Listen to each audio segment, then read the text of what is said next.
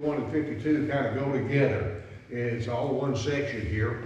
But we're going to start in chapter 52 this morning. One of the things we're going to look at in verses 1 and 2, Zion is called to awaken and dress for redemption. And you say, well, what are we talking about, Kim? Well, we'll get into that in just a minute. Notice what it says. Awake, awake, Zion, clothe yourself with strength. Put on your garments of splendor, Jerusalem, the holy city. The uncircumcised and defiled will not enter you again. Shake off your dust. Rise up, sit enthroned, Jerusalem. Free yourselves from the chains on your neck, daughter Zion, now a captive. And if you'll remember, Israel is not in captivity yet. This is a prophecy. This is written about 150 years before Babylon comes in and takes over.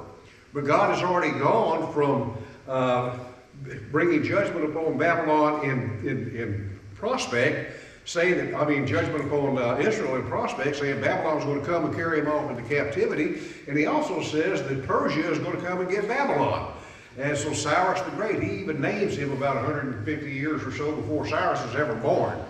But the fact is, God has given us this picture of Jerusalem, their wickedness, they're going off into captivity, and then their return, and none of this has happened yet.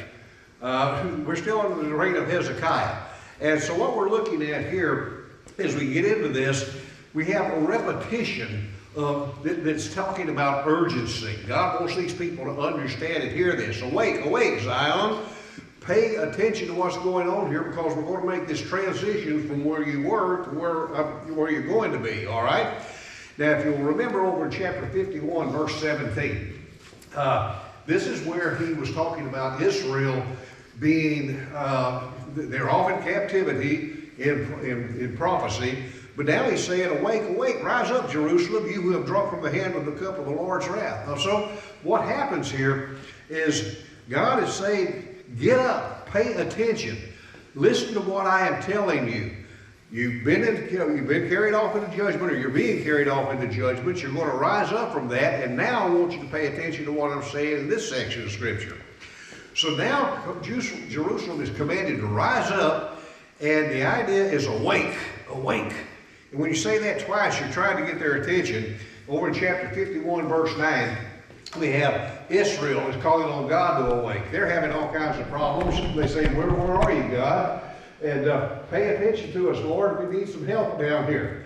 And they're calling upon God to wake up. But God's not asleep. He's the one that's bringing all this upon them. In chapter 51, verse 17, God is saying, Jerusalem, you need to wake up. Pay attention to what's going on here. It's here in chapter 52. We're talking about the entire nation. Zion, wake up. Pay attention to what God is saying to us here. And the theological point of this is the Lord has already acted. Now, we're talking Israel over here, 150 years later. God has already judged them, carried them off into captivity. Now he's releasing them, and now he's saying this is what's going to happen to you. None of this has taken place yet. It's going to take place. But Zion needs to pay attention, or the nation of Israel needs to pay attention and respond to this redemption that God is going to be bringing to them. You're going off into captivity, put this in the back of your mind. Pay attention to what's going on here. So, in chapter 52, verse 1, the second part of that, he says, clothe yourself with strength and put on your garments of splendor. Now he's talking, he's personifying Israel here. So we have two ideas. Number one, the strength. Remember, they were pictured as a queen who was stripped of all of her glory, who was, sitting in the dirt, in the ashes, and having to do menial tasks and what have you. But now he's saying, listen to what I'm saying, I want you to, your dignity is going to be restored. Your authority is going to be restored. And also this garments of splendor, we're talking about no longer rags in the dust. You're going to be wearing clothing fit for a celebration, for a queen. Now, if you remember, they had been portrayed as the woman sitting in the dust, stripped, humiliated, in chains, whatever you want to call it, and now she's going to be dressed like a queen again. God is taking her to the dirt and bringing her up. The latter part of verse 1, the uncircumcised and defiled will not enter you again. Now, he's talking as if this already happened, but it hasn't already happened. The only thing that has happened is Sennacherib, the Assyrians, had come and they had wreaked havoc on Israel, and they carried the northern kingdom off into captivity, and now then they were around Hezekiah. They were outside of the temple, and the Lord sent one angel in the middle of the night, and he killed 185,000 of them, and Sennacherib got up and went back home.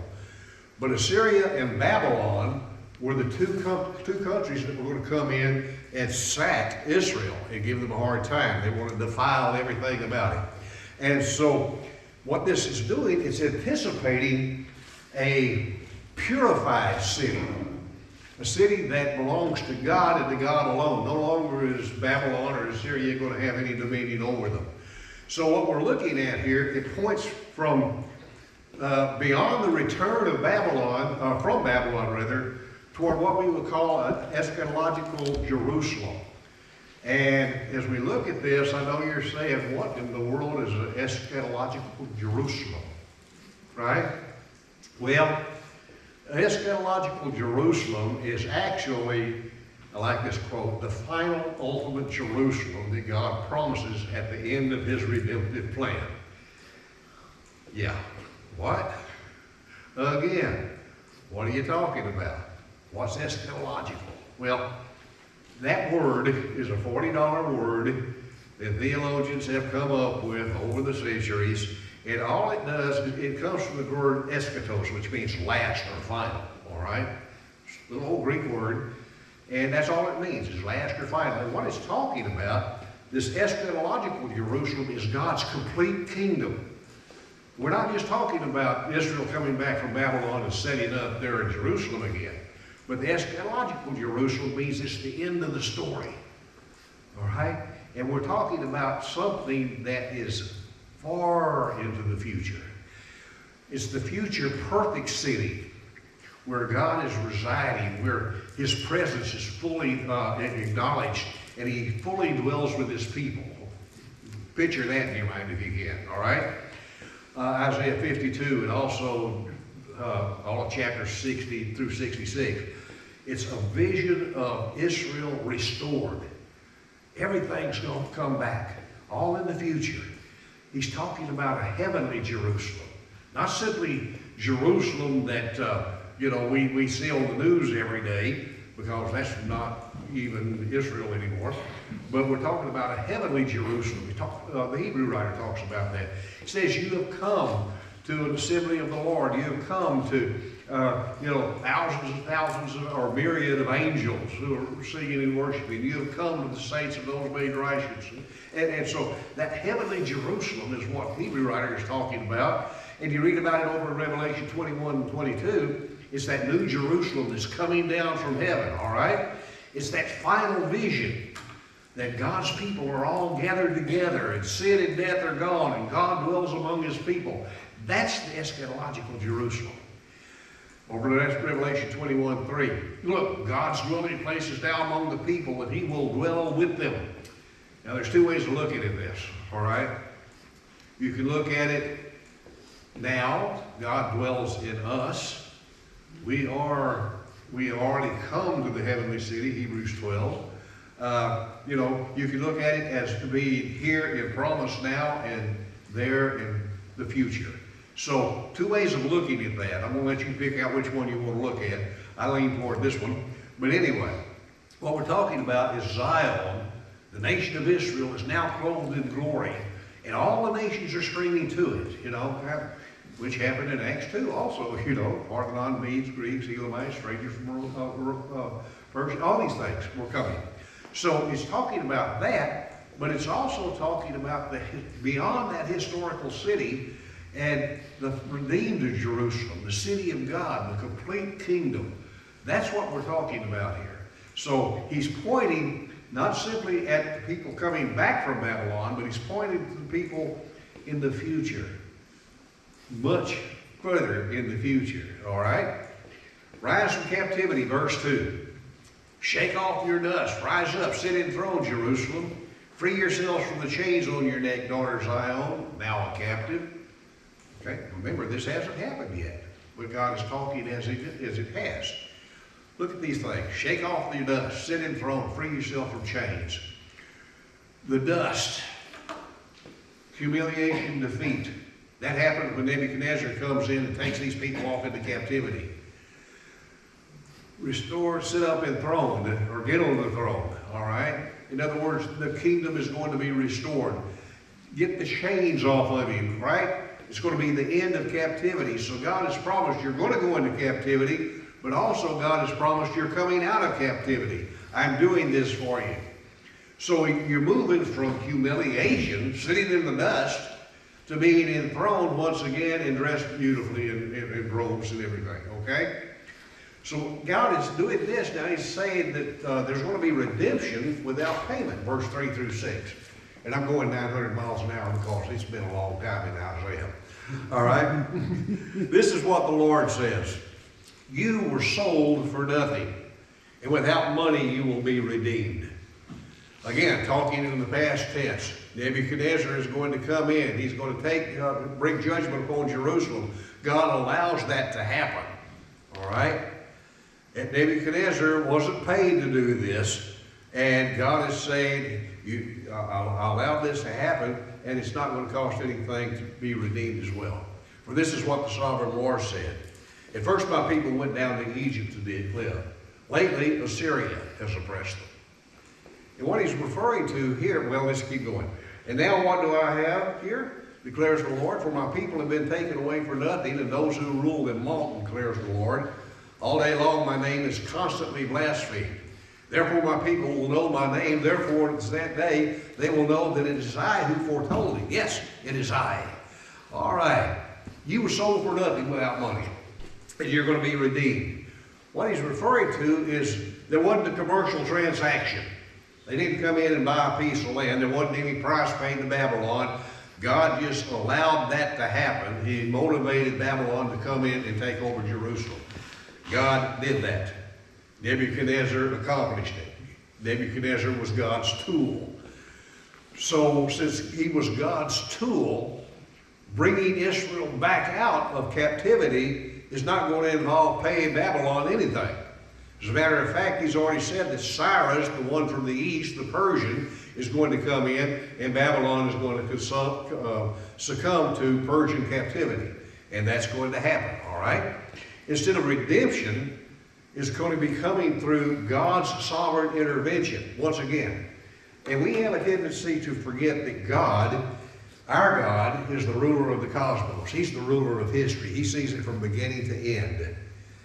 And when we see things going on in the world today, you're going to hear people talking about the end times.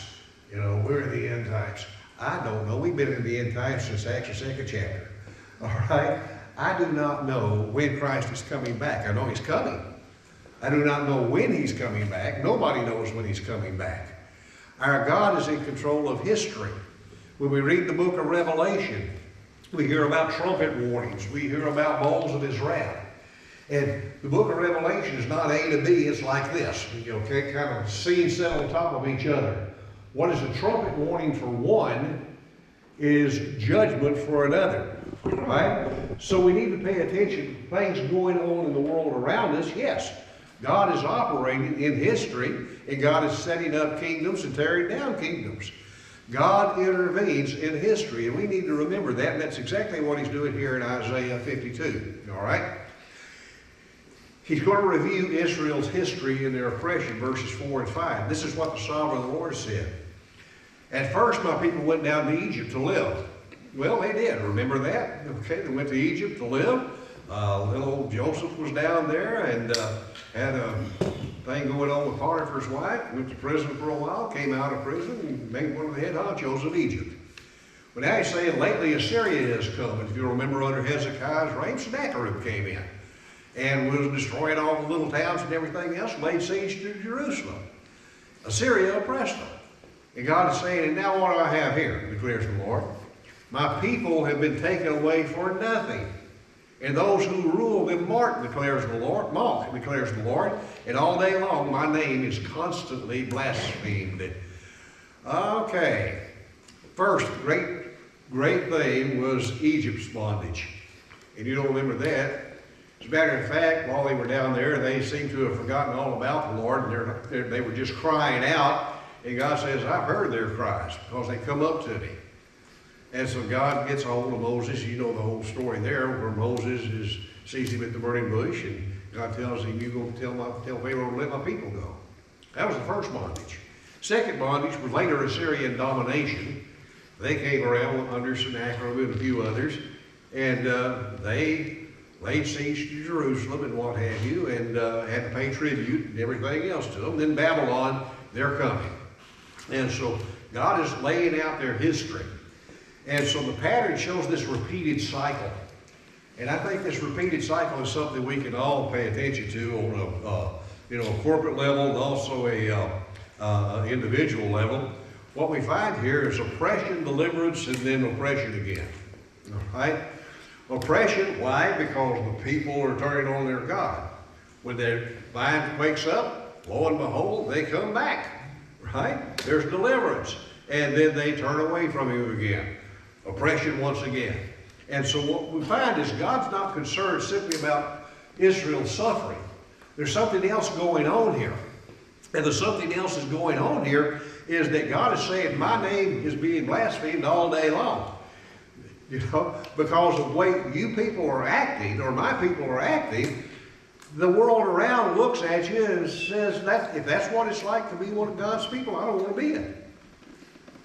Because there's no difference between them and me and thee, is what they're saying. And so we have to pay attention to how we conduct ourselves, so the world will see that we're not compromising our relationship with God to get along with what the world is doing. So same story, just different verse, okay? All right. Redemption, Isaiah is saying, is now a matter of God vindicating his name. You were carried off into captivity. You were brought low. You were brought down to nothing. And now I'm going to bring you out, not because you're any better or anything like that, but it's because my name is being blasphemed, and I want other people to understand who I am and what I'm doing. God is active in history.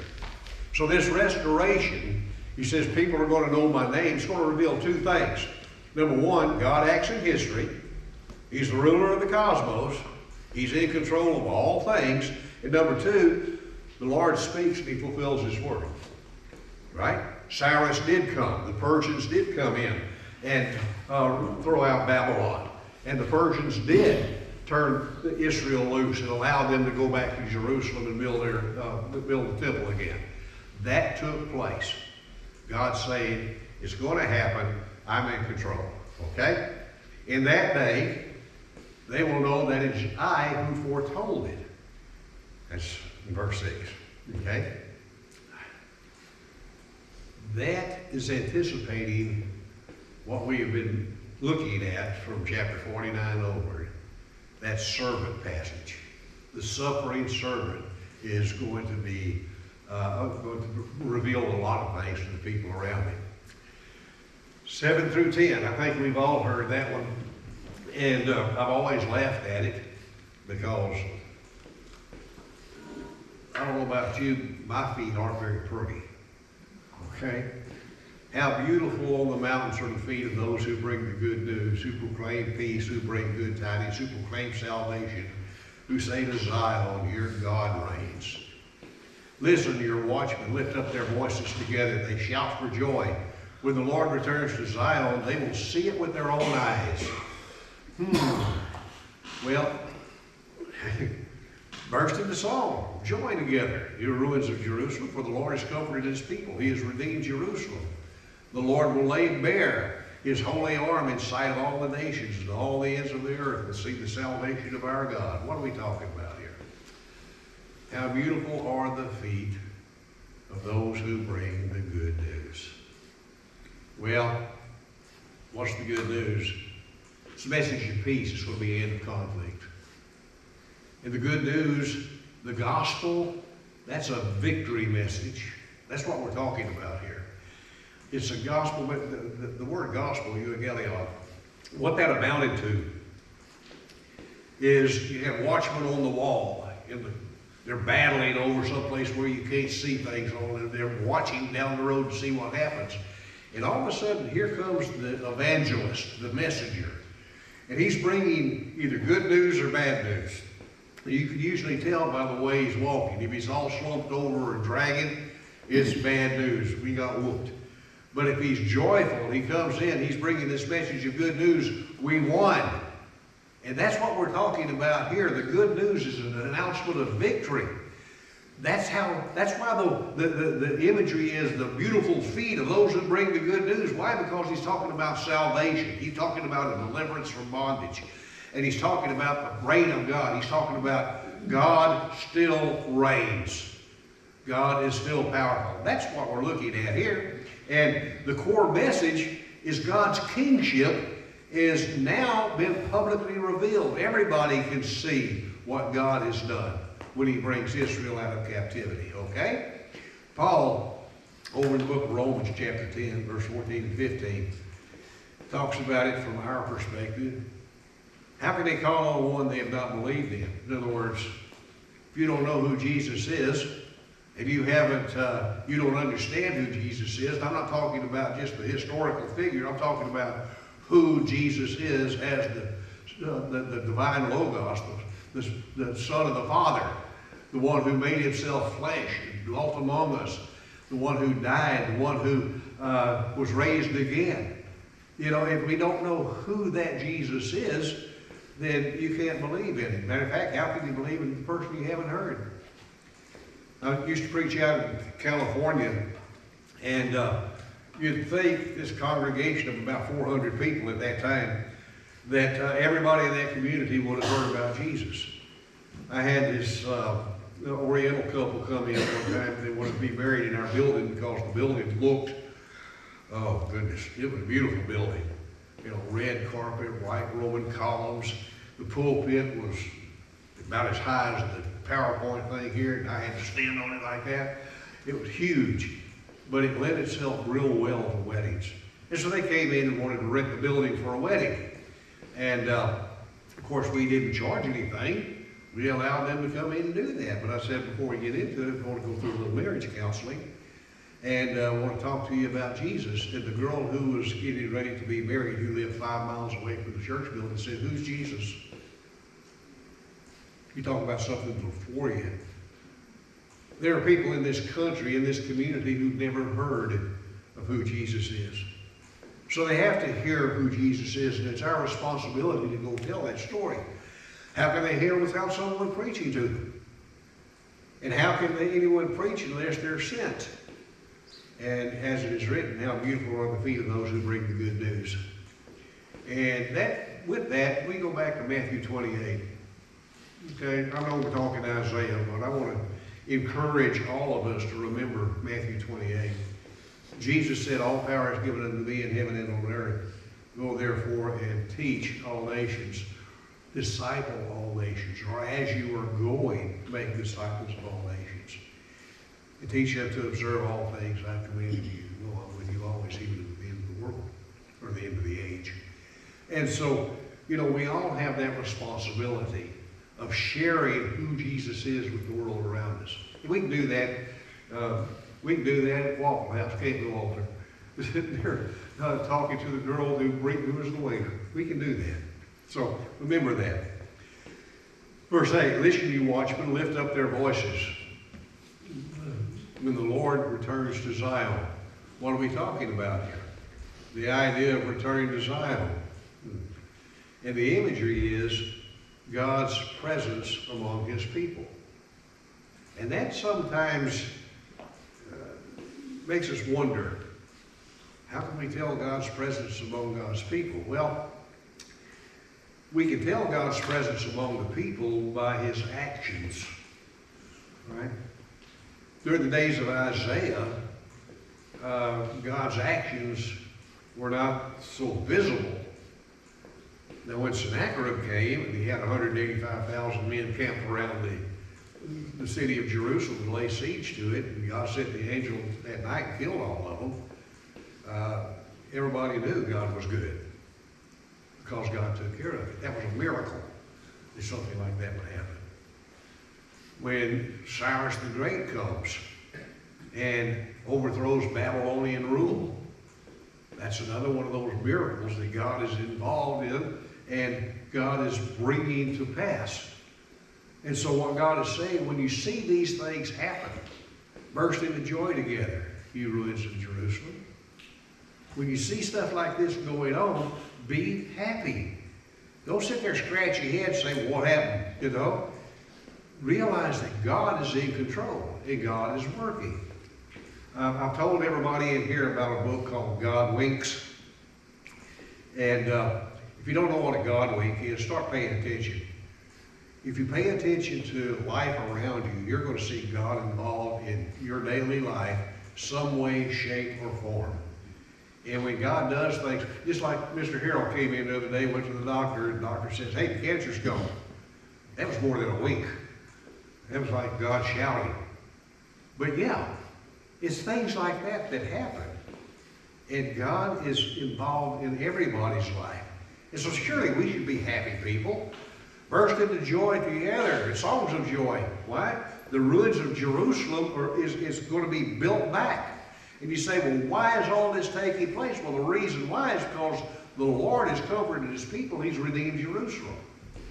It's not happened yet, but in God's mind, it's already happened, okay? So the Lord's going to, Isaiah 51 verse 3, the Lord's going to comfort Zion and will look on compassion on all her ruins. Now he said this back in 51.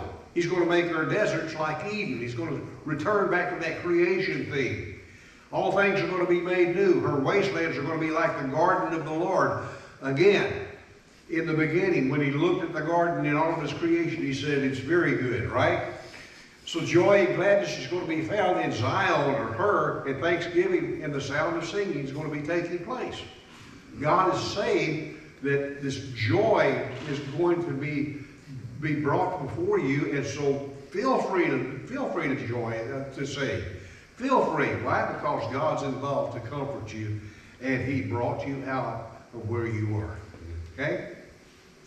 The Lord will lay bare his holy arm in the sight of all the nations, and all the ends of the earth will see salvation of our God. What's he talking about, Ken? Well, if you'll remember, oh goodness, warriors, especially the head honchos, used to wear capes and things like that when they went into battle. And the idea was they take the cape off. You know, so the bare arms are there and nothing's going to be restricted.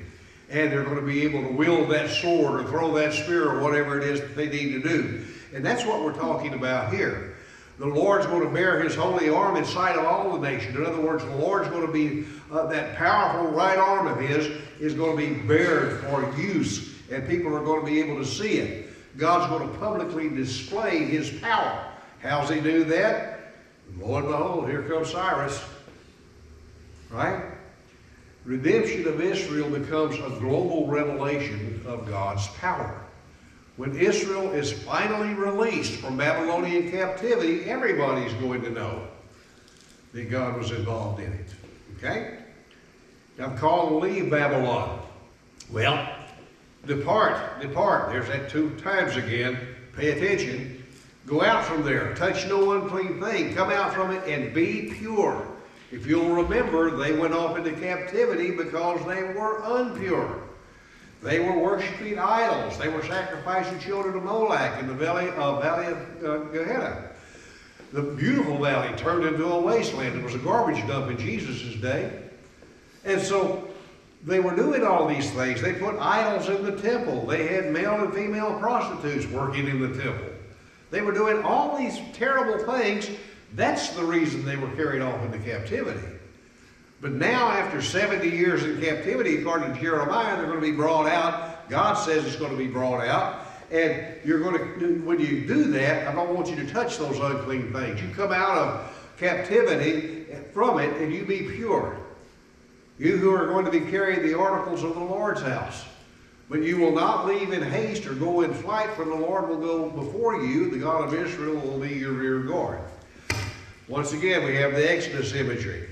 When we look at this the part, you who carry the articles of the household of faith, notice the 3 commands here. Number 1, I want you to leave Babylon. That's going to happen because Cyrus is going to allow it to take place. Number 2, don't touch unclean things, you who are carrying the articles of the Lord's house. Purify yourselves. In other words, those who are carrying the articles of the Lord's house. Well, what are we looking at here? That articles of the Lord's house. What he's saying here is the return from exile is going to be like a holy procession. God is going to be there before you and there after you, watching your rear guard. You're not going to leave in haste or in flight. Remember what happened with Moses? He said, don't eat bread made with yeast for 7 days. Eat unleavened bread, the bread of affliction. Why? Because you left Egypt in haste. They couldn't sit around and wait for the night of the Passover. They could not sit around and wait for yeast to cause the bread to rise. They had to leave when God said leave. All right, in haste. Don't worry about this. You're going to have to go. Well, here he's saying you're not going to leave in haste, or you go in flight. Why? Why? Well, the reason being is because God's going to go before you, and the God of Israel will be your rear guard. In the Exodus, God went before them, right? God's going to go before them again in his new deliverance. God protected them from behind, didn't he? Opened the Red Sea. Pharaoh and all his army were wasted.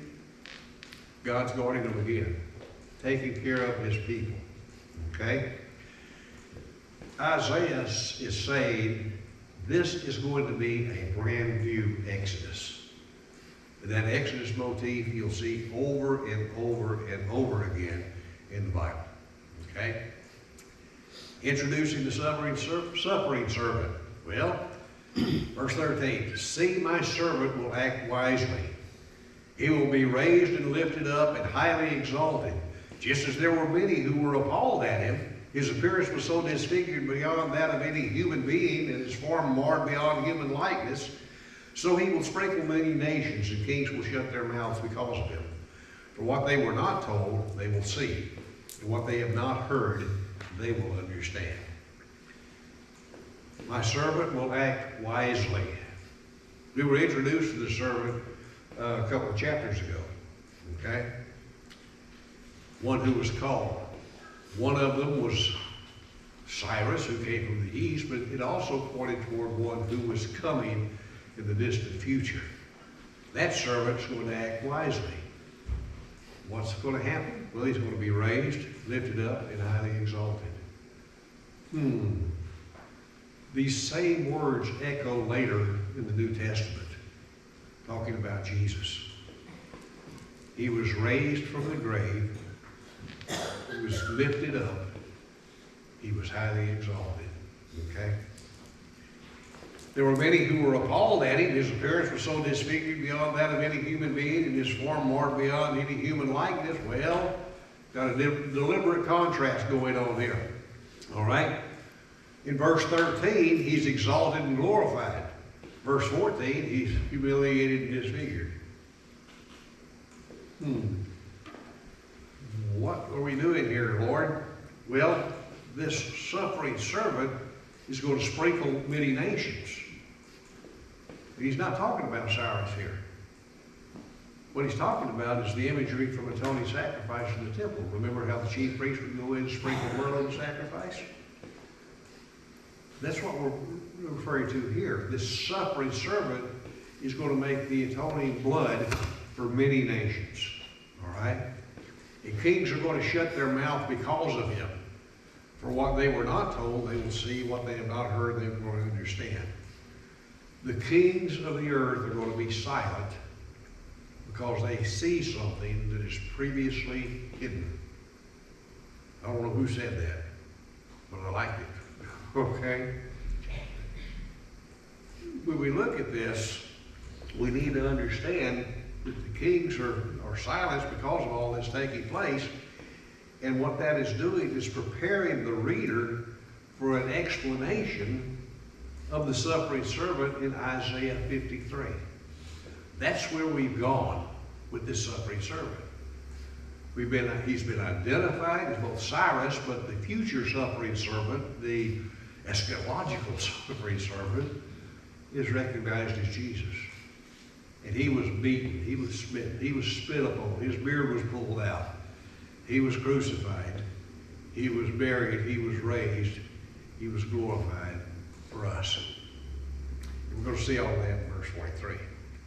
How's Isaiah 52 transitions from 51? Well, in 51, Jerusalem is drinking the wrath. All right?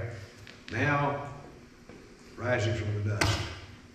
God's promising comfort to those who were fallen down. Now they're going to be rejoicing. God's going to redeem his people. And now redemption's answered, or announced rather. His salvation is going to be reaching all nations, and all nations see salvation, chapter 52:10. So it's just pointing toward the future in many, many ways and many, many things. Theological movement, when we get down to it, it's like 5 dramatic movements. The first movement is awakening. Awake, awake, Zion. You rise up from your humiliation. Why? Because redemption's announced. God is going to rescue his people. The good news is being proclaimed. Tell everybody about it. The herald announces God's reign. God is in control once again, or still, and God announces it. People are going to be able to see it, and there's going to be a new exodus of people leaving that captivity, and the servant who's going to make all this possible is going to be revealed, and redemption is going to be coming through him. Okay? So what we're doing is seeing a bridge between a nation's restoration and the suffering servant. He's the one involved in bringing Zion back in an eschatological sense. Okay? So the message of Isaiah 52 is what? Redemption begins with restoration of Zion. God's people must be restored. But the deeper explanation of how that redemption happens comes through that servant who suffers for the nations in Isaiah 53. Okay? Next week, Isaiah 53. We're going to get into that one. That's a beautiful chapter. I think all of us have read it. Most of us have read it. I think all of us have. And we've heard about it. And that's what we're going to get into next week. Guess what? We done. Okay. Thank you for your patience.